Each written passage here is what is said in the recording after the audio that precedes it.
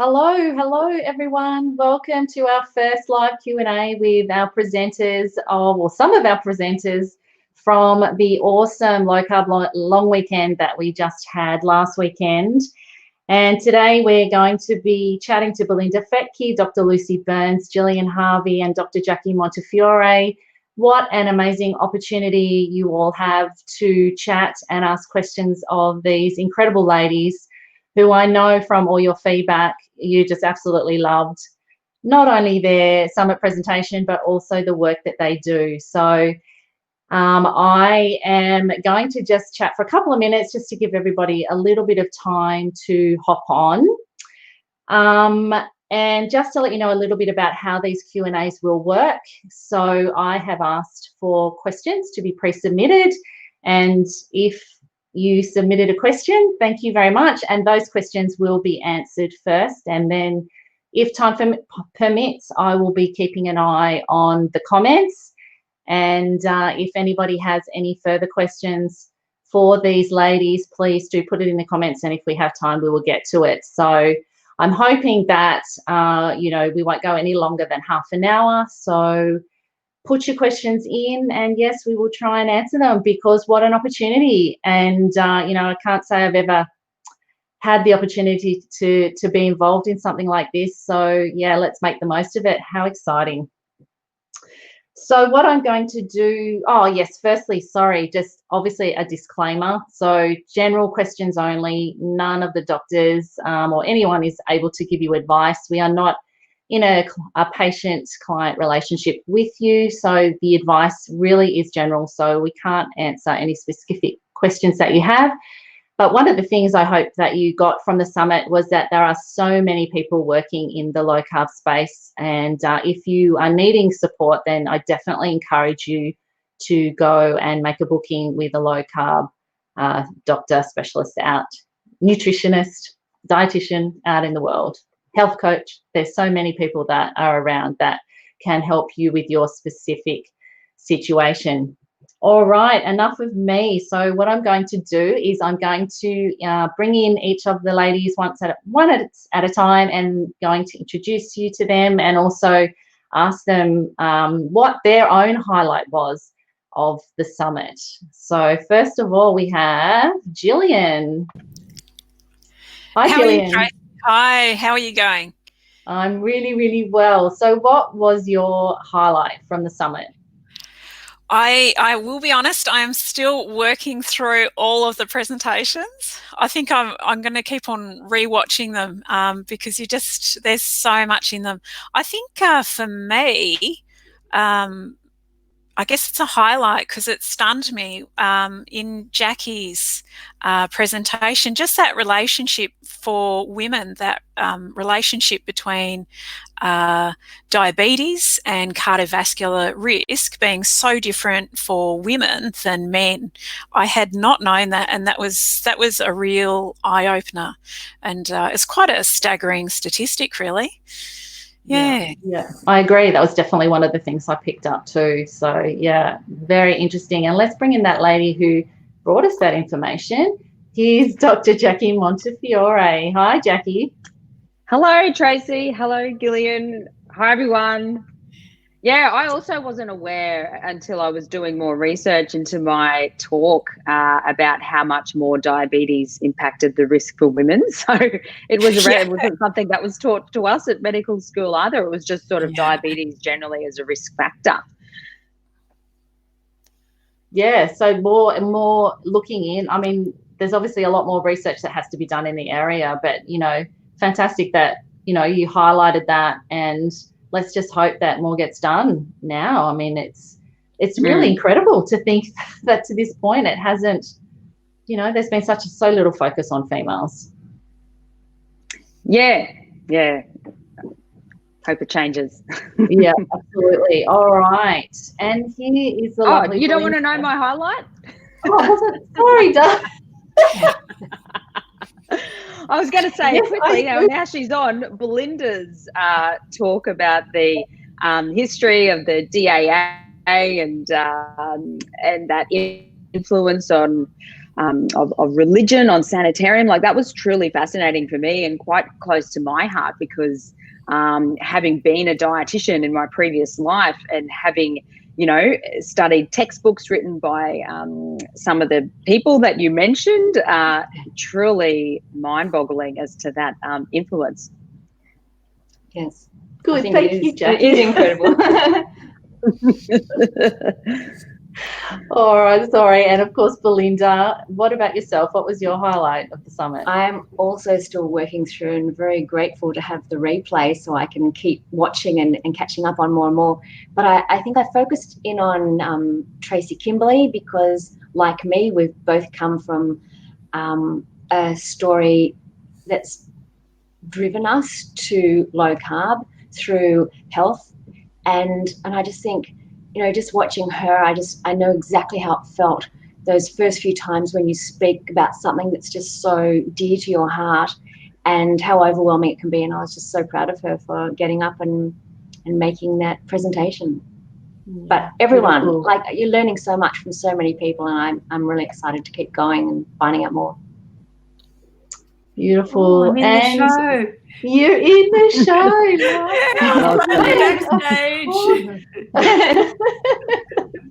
Backstage behind the curtains. Here I am. Yeah. Jazz hands. And of course, the lady that needs no introduction, Dr. Lucy Burns. Thanks for being here tonight, and also your highlight, Lucy, of the summit. Well, I have, I guess, a general highlight, which is actually the fact that, Trace, you did it, that you pulled off this fantastic summit with bringing all these women together. And I think that the idea that, you know, there are a lot of women working in the low carb space, but not getting a lot of opportunity to speak, you know, to essentially their audience, their people.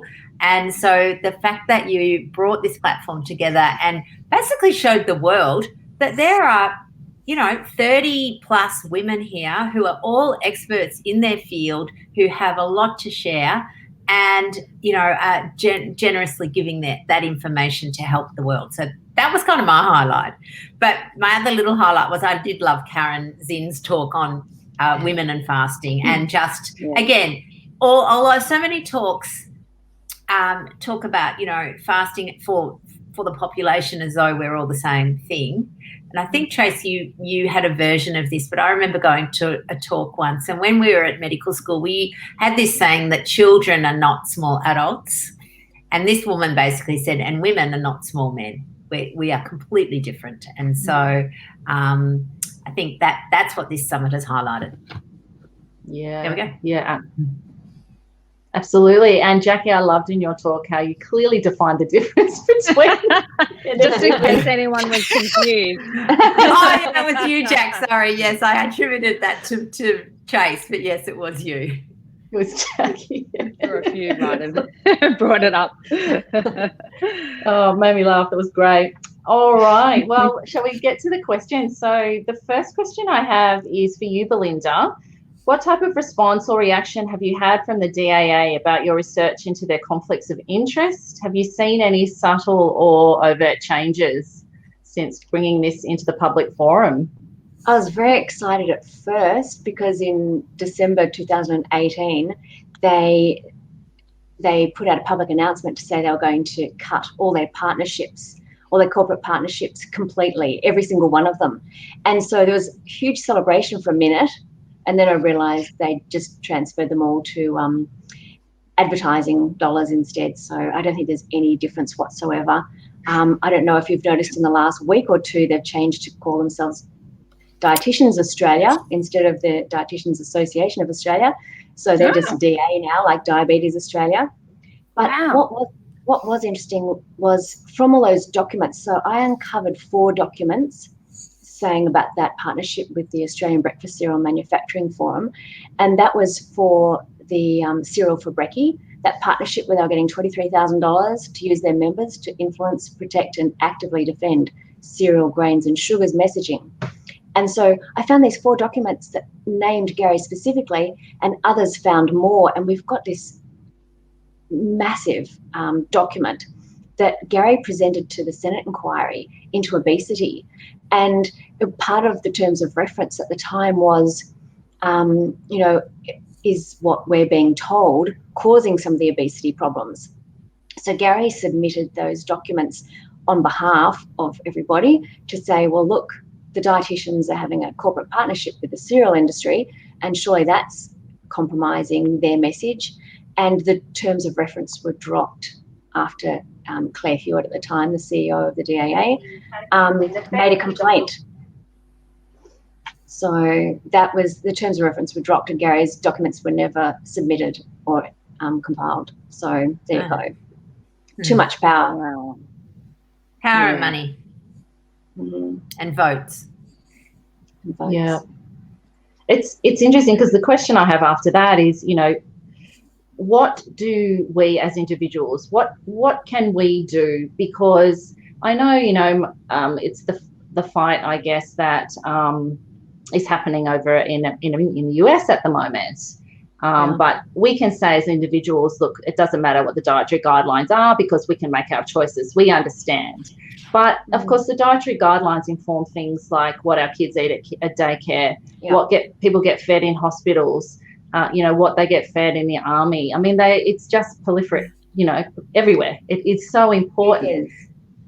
And I think this is where we need to keep challenging at whatever level we can, is this partnership. As I mentioned in my talk, the DAA were considered too low a risk to come in under the framework of APRA.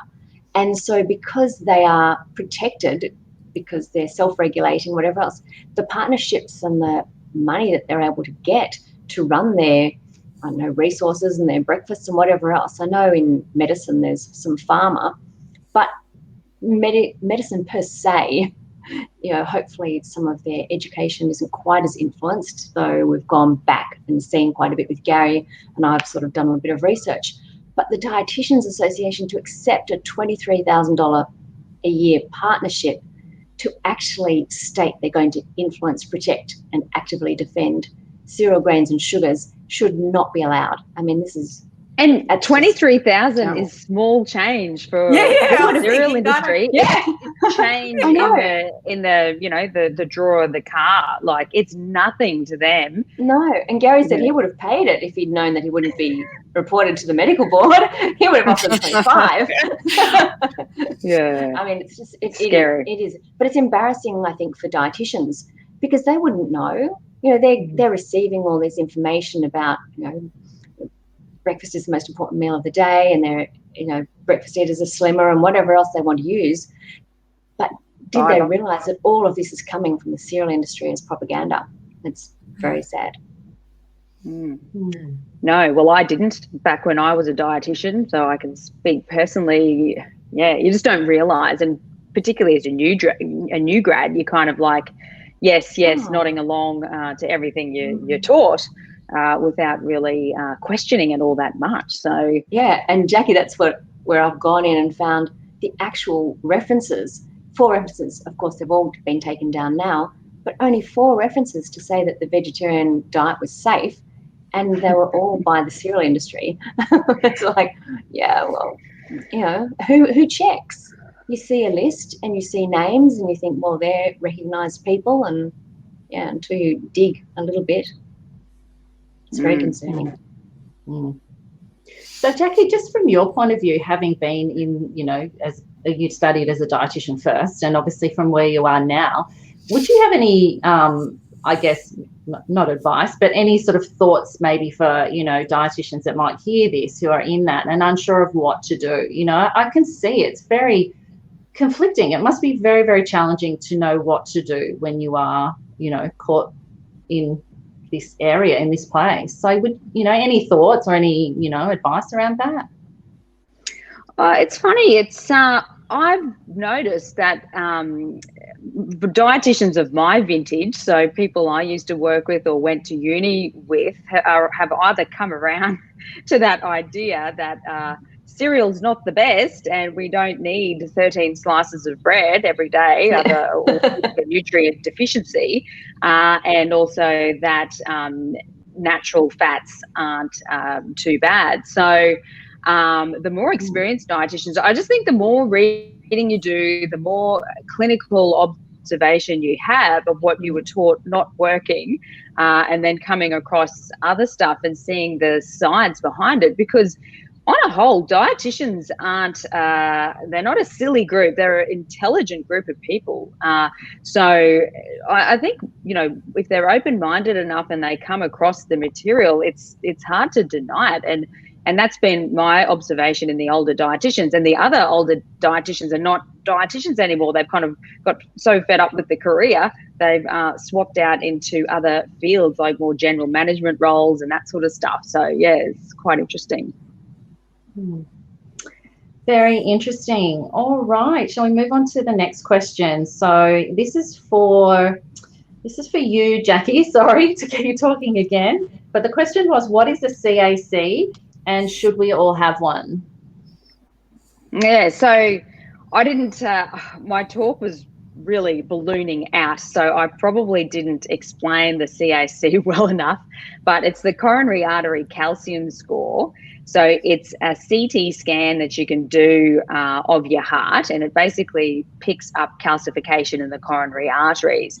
And it's got a fairly good predictive value of not just heart disease, but of overall mortality. And it certainly trumps some of the other cardiovascular risk factors that we hear about, like cholesterol and the other ones, you know, blood pressure and stuff as well. So, but there is an optimal, I guess, window of time to do it. So the question of should we all have one? Well, generally probably not.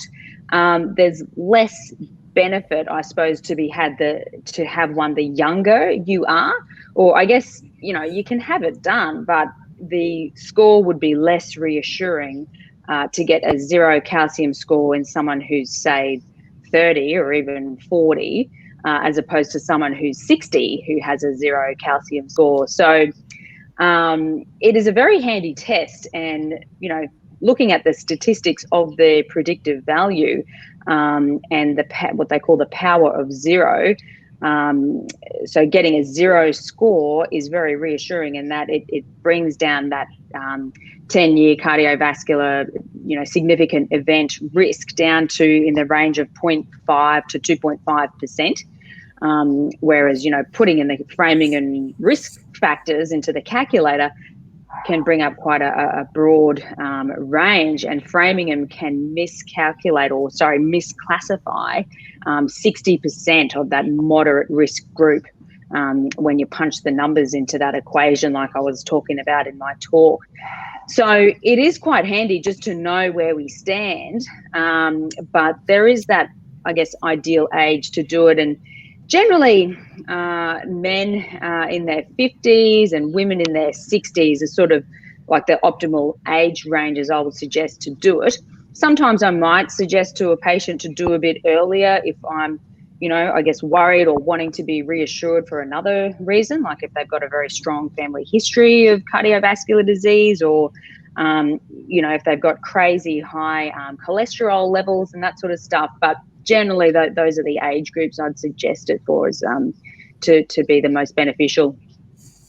Yeah. Lucy, did you have anything that you wanted to add with that one?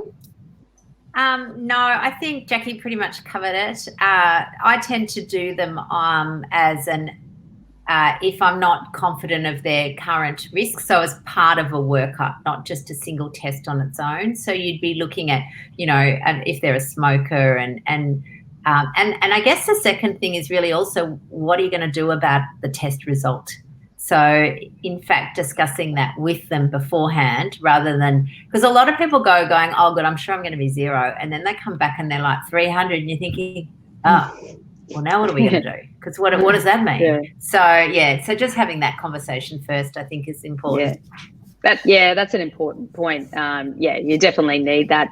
That's why you need, you know, a doctor that's going to help you work through all that and those issues. And the other thing that can come up is sometimes it will show what we call incidentalomas. So other funny things in other organs, like a few random cysts in the liver that the radiologist will just also report on. And then we're kind of obliged to follow those up, and then I had this lady that had sort of then led to this bunch of other like liver investigations. And so, you do have to tread carefully, I suppose, and have that good discussion with your doctor about, the risks and benefits and possibilities of finding other things and all that sort of stuff. Yeah, so just while we're on the CAC, someone's just asked, what is the cost? Is it covered by Medicare, or is it a separate cost? No, it's private. It's around between about 150 and 200, depending on where you go. Okay, there you go. Awesome. Good. It's pretty All quick right. and easy. It's I think usually often it's money well spent. I have no ties to the radiologist that often, by the way. So Are you sure? I think it's a good test.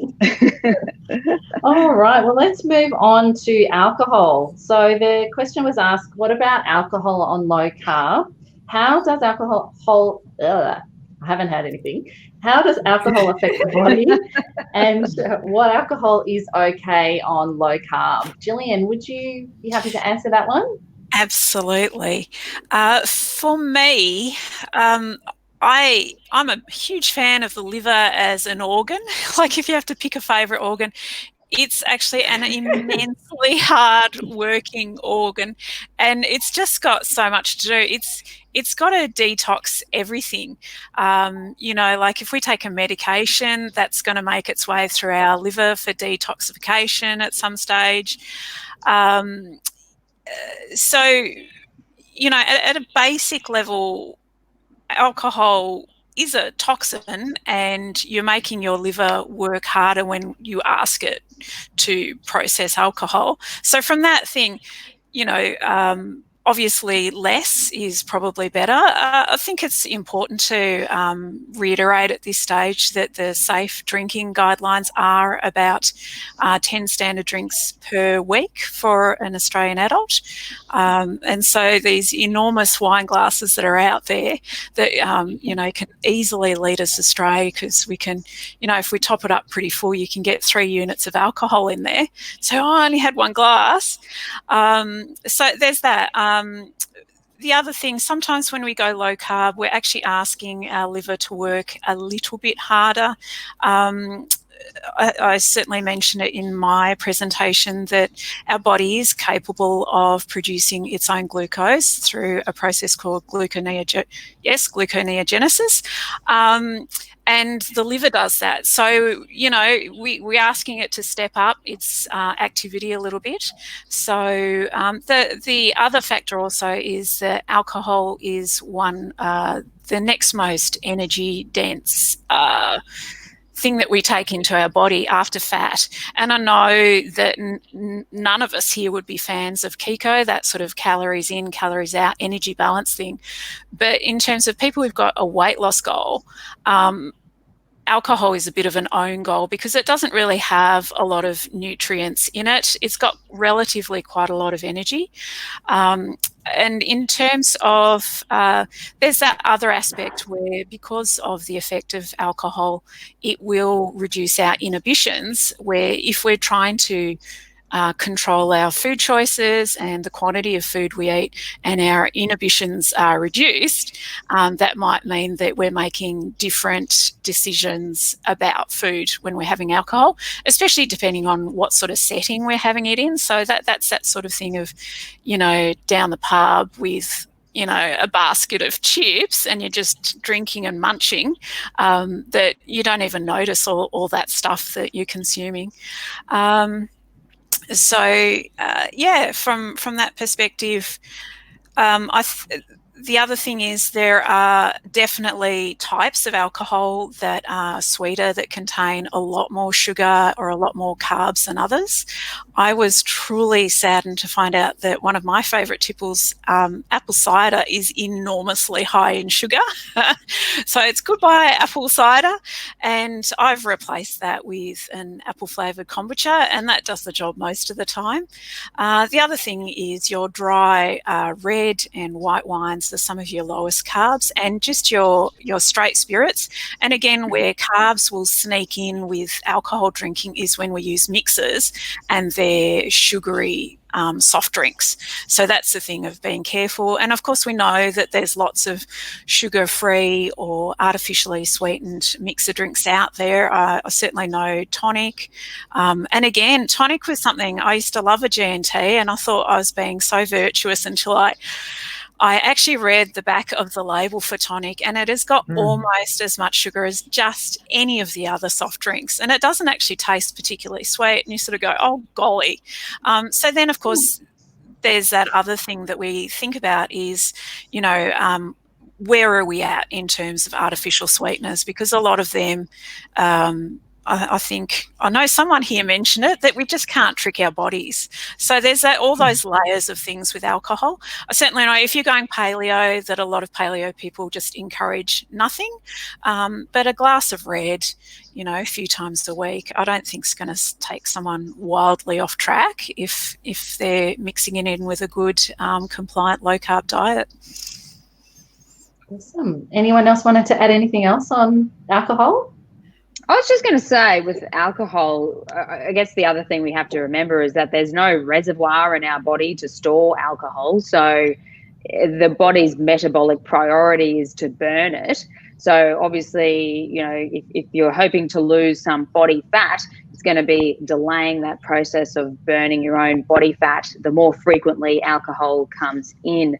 So I tend to encourage, you know, yeah, I agree with you, Gillian, that, you know, a glass here or there of wine isn't going to throw things off too much, but just having those alcohol-free days and, you know, sufficient ones to give the body that chance to keep burning fat. Because in a way, alcohol's kind of like sugar, and that it's had that extra step of fermentation. So it's, you know, still going to be, you know, promoting some fatty liver and putting blood pressure up and all that sort of stuff as well. So that's my thoughts.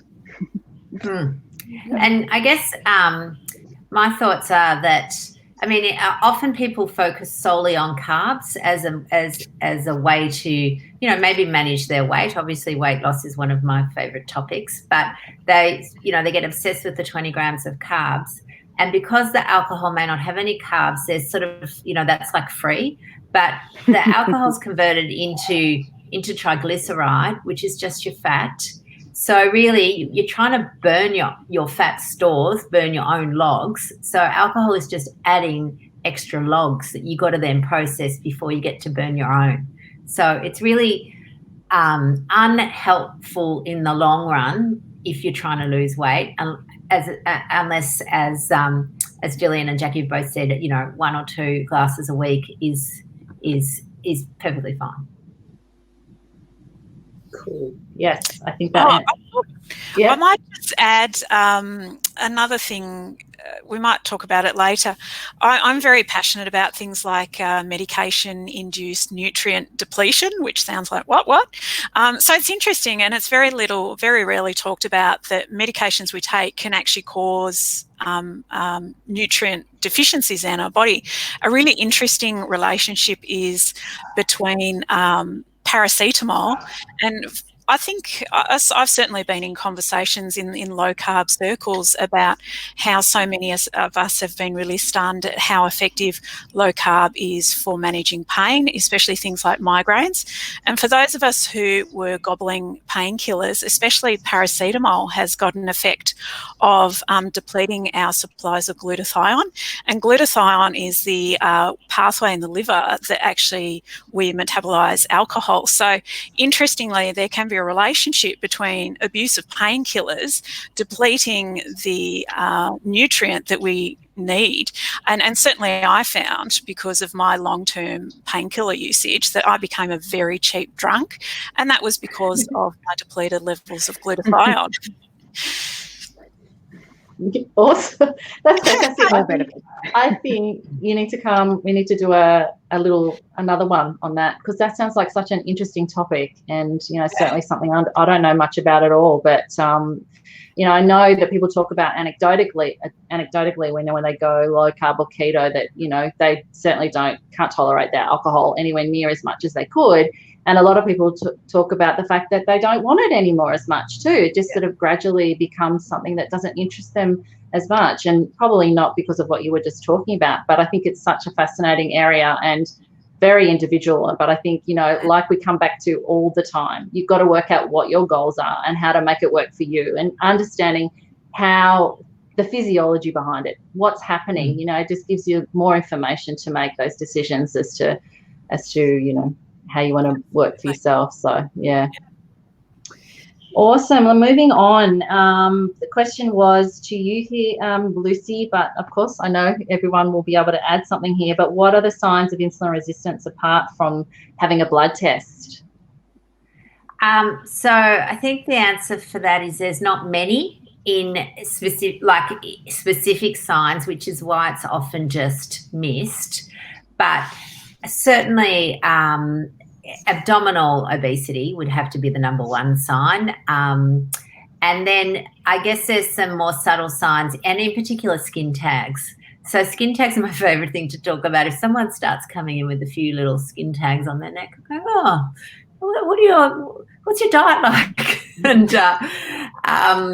And then so there's certainly people can get some discolouring of their skin, and it's not the pregnancy pigmentation that women can get, but a later one, and it's often again in their skin folds, and it's a darkening of skin folds. So they're probably my top three physical signs. And you can do, there's I love that waist measurement one where it's you divide the height, and your waist measurement should be half your height, essentially, because we come up again with this random number of 88, I think it is for women at the moment. But what if you're 6'2" woman, or what if you're a 4'8" woman? Surely it's going to be different for those. So I do like that height one popped in there. But as you know, I do love an insulin curve. I love it. You can do your insulin resistant test with a fasting insulin and plug it into the HOMA IR calculation. But even that, I think that nothing beats an insulin curve, because you can see whether it's actually following an actual curve. And honestly, the number of people that I see whose curve is still going up at the 2-hour mark when we stop it. So they're clearly very insulin resistant. Even if their numbers are not very high, they're not even following a curve. So, yeah, I just love the curve. Awesome. Jackie, did you want to add anything, Gillian? Belinda? No? I have heard of one, which I need to do a bit of digging, which is actually tinnitus, which is the ringing in the ears.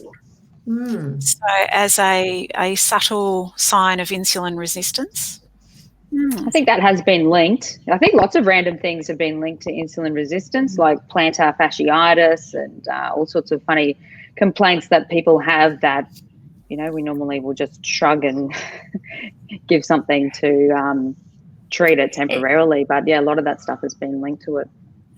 I know with things like plantar fasciitis, and again, it's whether it's cause or association, but certainly, you know, because when you're insulin resistant, you have that big tummy fat, and the tummy fat is inflammatory and sends all those inflammatory mediators out, and it's the cause then of the other things like the plantar fasciitis or the tendonitis and maybe the tinnitus. I haven't researched that bit specifically.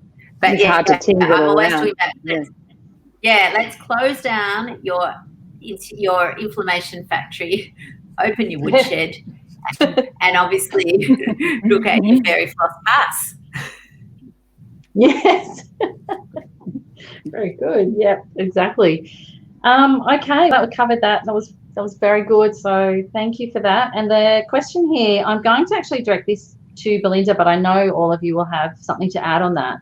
But the question was asked is there any evidence that low-carb keto might improve symptoms of peripheral neuropathy? So, Belinda, do you want to start us off with that one, given your experience with Gary? The only reason I can consider answering this one is because that's exactly why Gary went low-carb or was starting to advocate it for his patients in the first place, was because maybe 20 years ago he was seeing 1 or 2 people a year with peripheral neuropathy, which is where the foot starts to ulcerate or toes ulcerate because of lack of circulation and complications of diabetes. And in the last maybe 5-10 years, he started seeing more and more people. In the last couple of years, he was seeing people every single week in his practice in northern Tasmania with peripheral neuropathies. And so he has actually seen some people with beginning of these ulcers actually completely heal, which you can't do with an antibiotic. So it's only changing your diet that can improve it. He's been able to slow down some of the ulcerations on other people and certainly slow down complications. So well worth looking at if you have any signs of peripheral neuropathy, is considering low carb, definitely low carb keto. I always loved Gary's prescription of the 2 boiled eggs and a hunk of cheese for a non-healing wound. He said, yeah, so specific. In hospitals, people were being given really sugary cereal, and just 3 desserts per day is the diabetic menu in the Launceston General Hospital at this point in time. And you go, what sort of diabetic menu is that? When Gary and I both started our medical careers, because I was a nurse in my past life, the diabetic menu used to have a card that went above people's bedheads, and it said they are not allowed to have any sugar, they've got to have low sugar this, low sugar that. It was a proper diabetic menu, and now people with diabetes are told they can eat whatever they want, and it includes 3 desserts in Tasmania on their hospital menu, so it's terrible. So what would be, just for someone who doesn't really understand what that is too much, what would be some of the other signs of that? Is it just sort of, obviously, is it ulcerations? Is it tingling? Is there other sort of signs of developing that? Is it stemming from, obviously, from insulin resistance? Well, I know, but I'll let one of the medical people talk about this. I think medical people be better. Yeah, so my question. Sorry. You go, Lucy. I was just going to say that there are actually lots of causes of peripheral neuropathy. Yes. Diabetes is our number 1 cause, but there are other conditions, including genetic conditions. Things like Charcot-Marie-Tooth disease and Charcot's disease are not related to diabetes or insulin. So I think we have to be a little bit careful in making sure that people have an understanding of what the underlying cause of their peripheral neuropathy is. B12 deficiency, if they're vegan. And B12, absolutely, yes. B12 deficiency is another one. So that's certainly for if your peripheral neuropathy is coming from type 2 diabetes and type 1 diabetes. And again, I'm conscious because I do know that if you have type 1 diabetes, you certainly, and it's a completely different disease, and you are not to be lumped in with the type 2s, but both of those diabetes do give them peripheral neuropathy.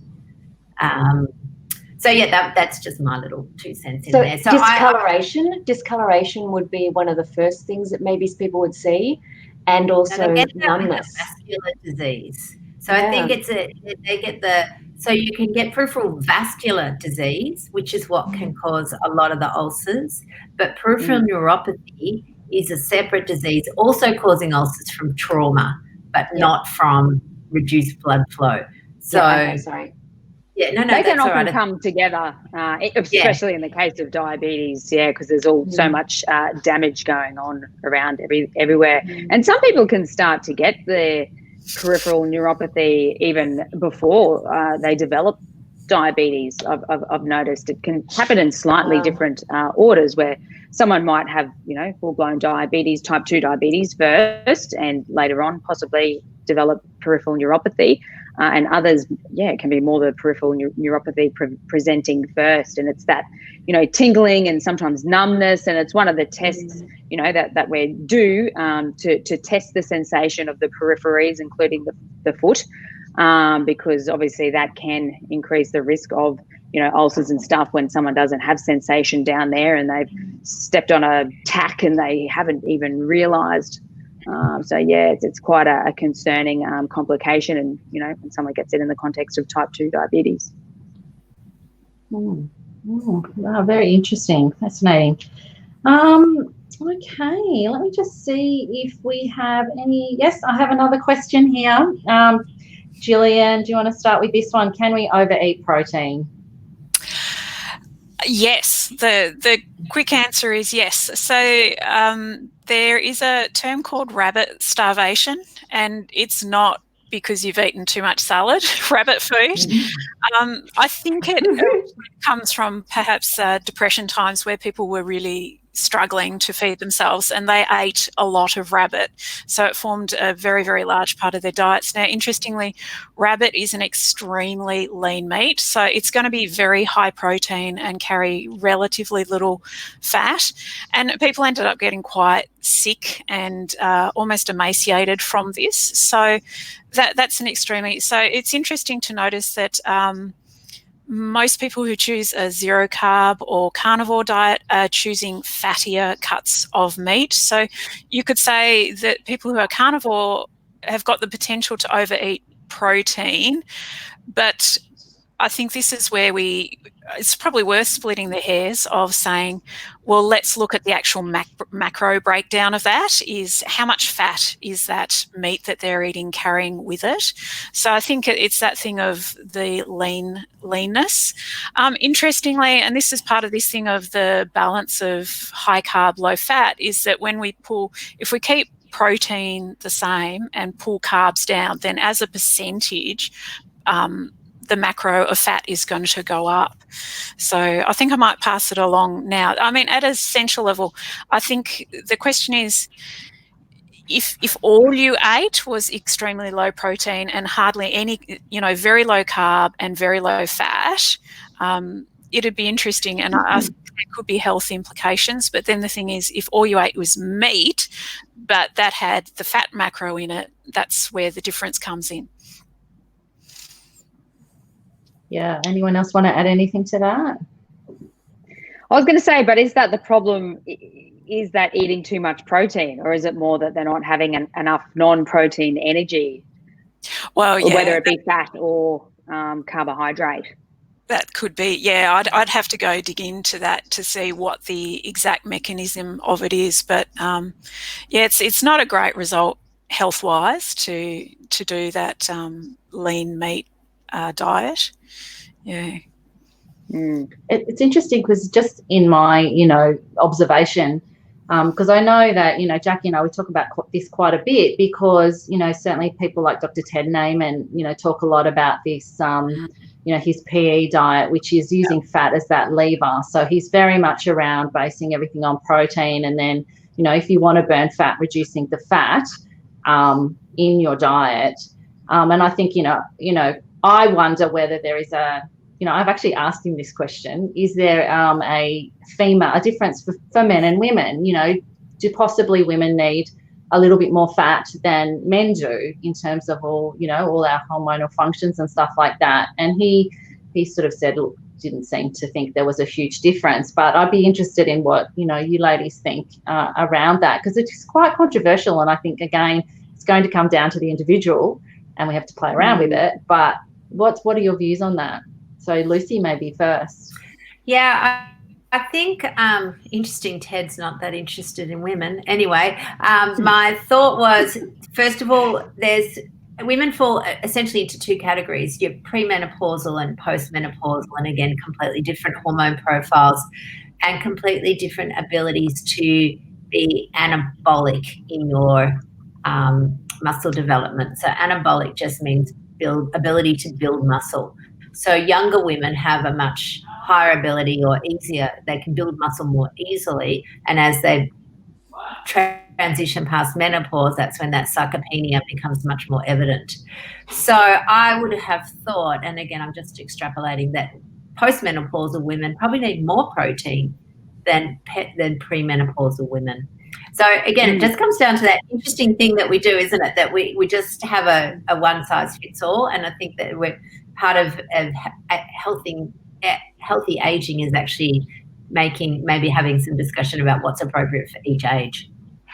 I think it's hard from a satiety point of view to eat too much protein, like particularly protein, obviously, from real sources. Another boat to be talking about like protein shakes and stuff that you could scull. But I think eating, protein real foods, because it's so satiating and very nutrient dense, I think it's hard to overeat on it. And I've recently, after reading Ted's book, gotten people to, eat a bit more protein, and it seems to work quite well in terms of satiety and reducing cravings and that sort of stuff. Whereas before I was more ascribing to kind of capping protein and being more that sort of typical keto moderate protein to not promote gluconeogenesis. But my understanding now, and anyone else can jump in and correct me if you think differently, but the gluconeogenesis is more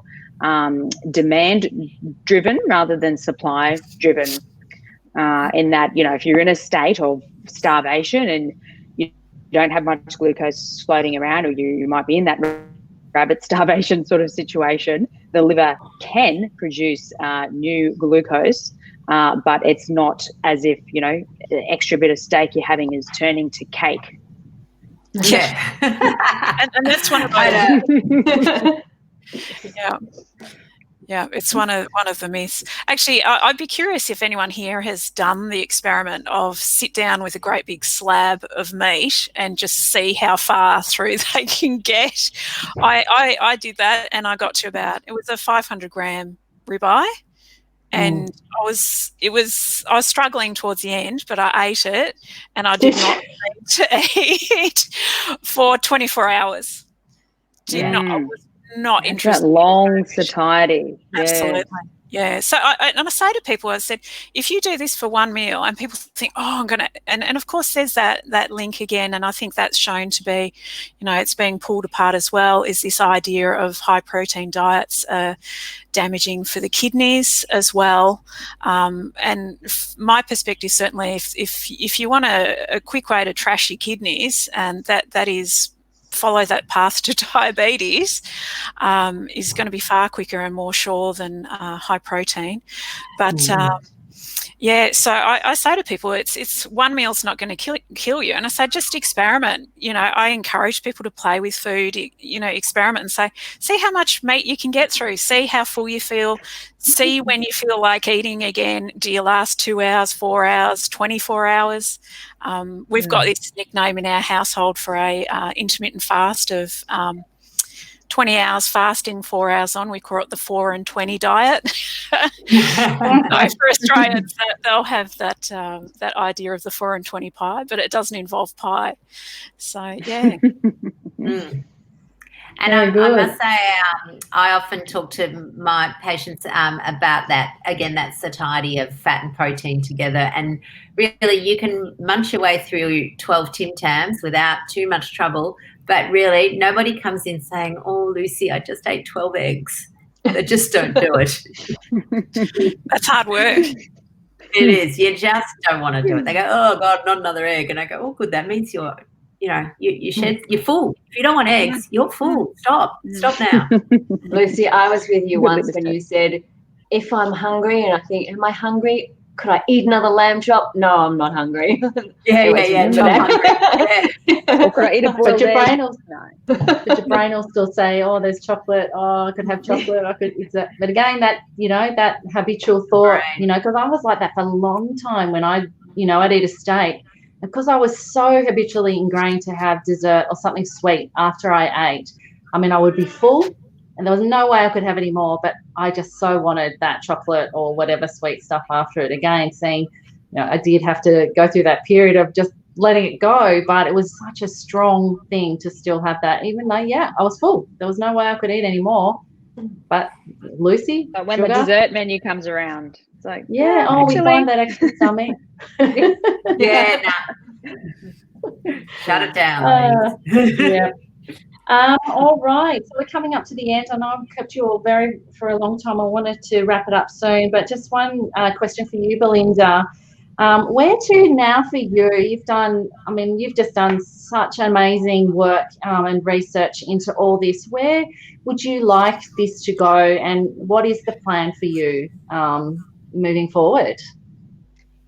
I'm half thinking about writing a book, but because I've not actually been to university and not practiced doing all that referencing and everything else, I know I'm just going, maybe I'll just do a whole lot of series. You've inspired me now. I can see I can make my slides and do a little talk to it, Tracy.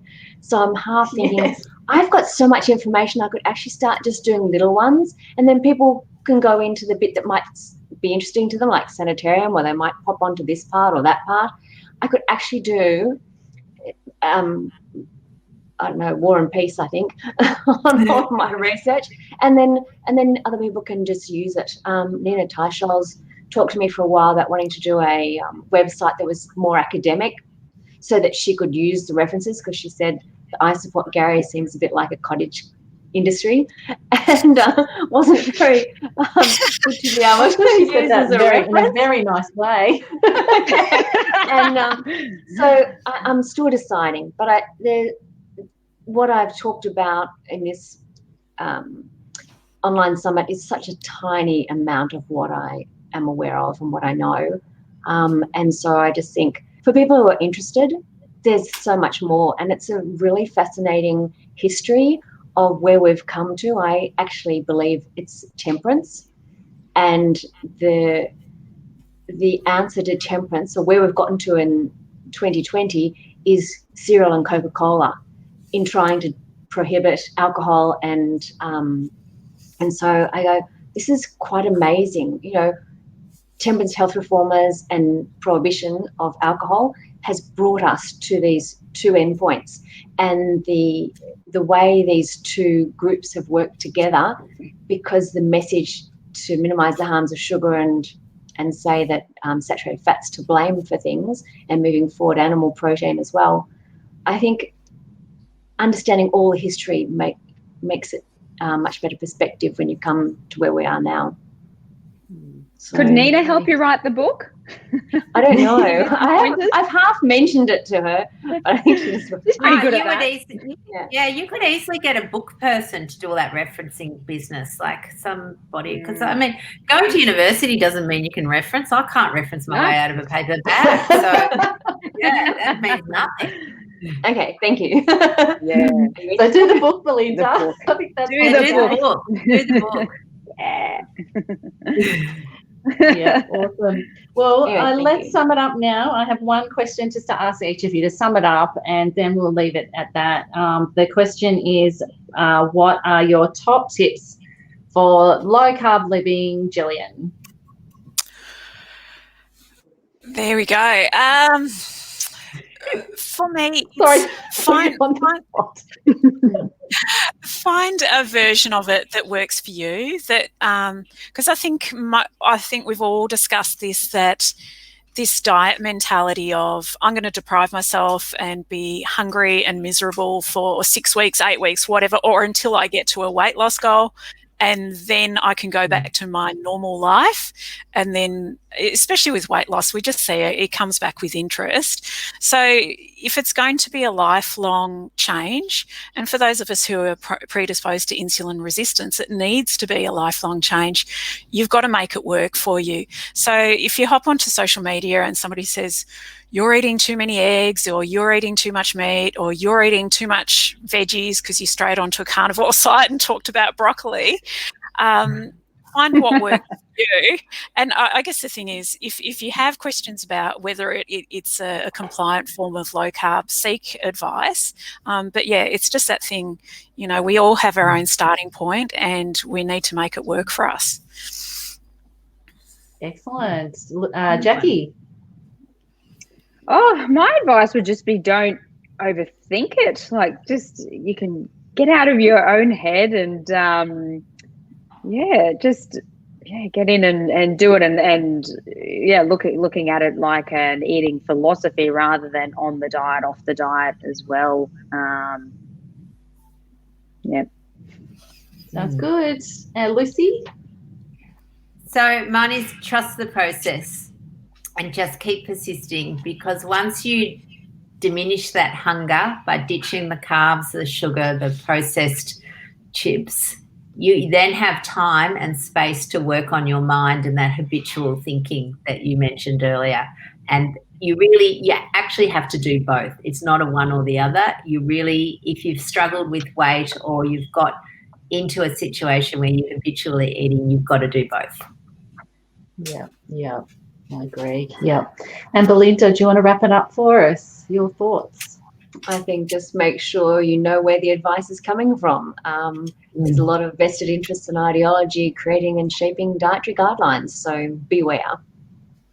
Yeah, absolutely. And of course, you know, all the ladies that presented today, plus all the resources out there, you know, they don't have vested interests. So there's definitely a lot of people who don't. I think that's really, really good, because it's great knowledge to put out there, because I just think so many times we just go along, you know, blanketly just following whatever we're told, and we don't question it until something happens to ourselves or someone that we love, or, you know, but, you know, I think there's always opportunities to question what we're told. I think become that, you know, take responsibility for your own health, be curious, ask questions, and don't be afraid of asking your doctor questions, because they should be able to answer you. And if they don't want to answer you, or they laugh at you, well, you find one that won't do that and will answer your questions.